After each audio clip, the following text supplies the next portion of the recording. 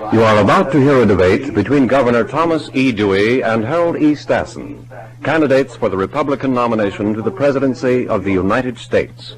May 17, 1948 marked a historic event. The Dewey-Stassen presidential debate was the first to be broadcast over the radio to an estimated 40 million listeners, allowing for the first time for voters from across the country to hear directly from the presidential candidates and better inform their decisions when they got to the voting booth. At the time, the majority of Americans would have owned, or at least had access to radio, while less than 11% owned a television. By 1960, there was a television set in roughly 9 out of every 10 American households.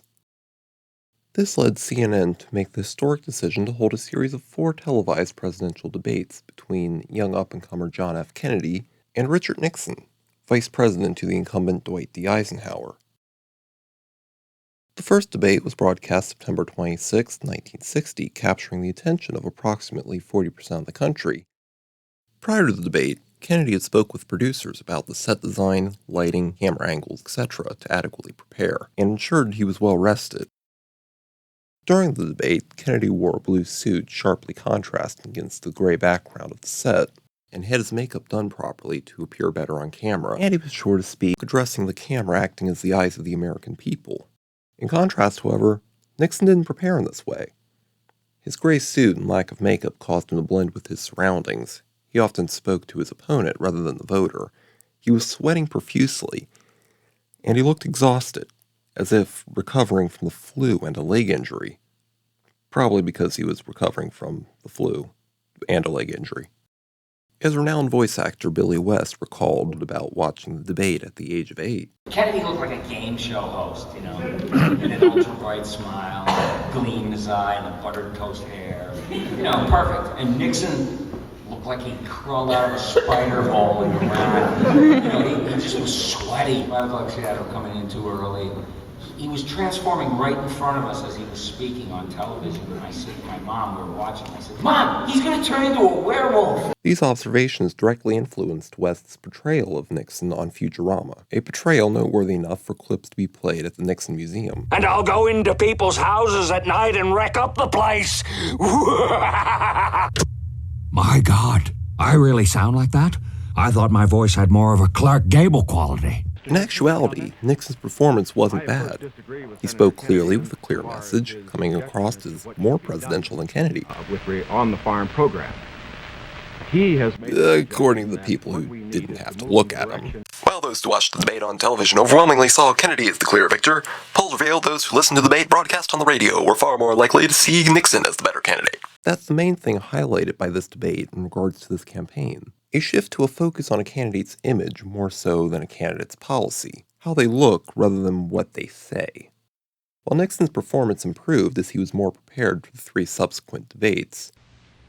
Mr. Howe, Senator Kennedy, my fellow Americans. Ultimately, it didn't matter, as later studies found the majority of voters had made up their minds as a result of this first debate. In the end, Kennedy won the presidency in the closest popular vote to date, while Nixon conceded, turning down Eisenhower's offer to personally fund a recount on the grounds it would have been devastating to the country. While this debate may have been the most important factor in determining the outcome of the 1960 election, it's just one example of Kennedy's understanding of the changing mass media landscape.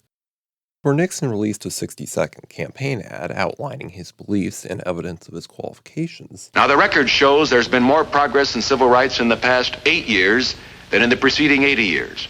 Because this administration has insisted on making progress. And I want to continue and speed up that progress. Kennedy commissioned a theme song by Frank Sinatra. Everyone wants to back Jack.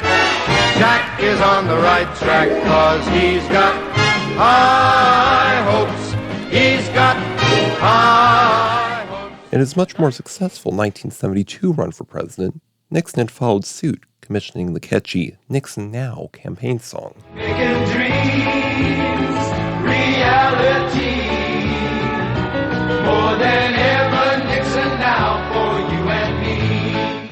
While debates may have derailed since 1960, But why didn't you do it over the last 25 years? Because you weren't president. Because you weren't president screwing things up. You were a senator. And You're by the way, worst you were president vice... America has ever had. Hey, Come Joe, on. let me just In say... modern politics, changes as a result of the 1960 election can still be seen. In the 2016 presidential election, both candidates that made it to the primary demonstrated how self-aware and hip they could be, appearing in comedy sketches on late-night television, sometimes using the opportunity to brush on their own beliefs and plans. Hi, I'm Hillary Rodham Clinton. Hey, great name. I'm Val, just an ordinary citizen who believes the Keystone Pipeline will destroy our environment.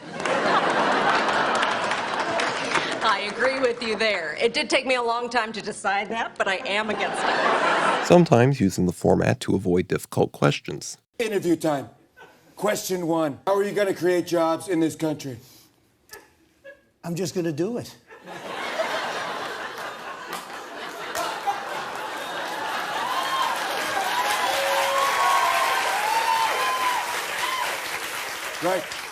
Right. But how? By doing it. It just happens. Just by doing it. Genius! And while I can't prove causality, you can't deny the fact the three most memeable candidates are the three that made it the furthest in that election's primaries. But on the other hand, it could be argued these innovative attempts to appeal to the young voter were more Clinton's shtick, while Trump won on his platform of being an outsider who speaks his mind. Regardless, it seems in modern, and likely future campaigns, for better or for worse, the candidates that fare the best are not the ones following the quote-unquote boring politics of Nixon's era, but those willing to embrace new ideas and methods of communication, as Kennedy did.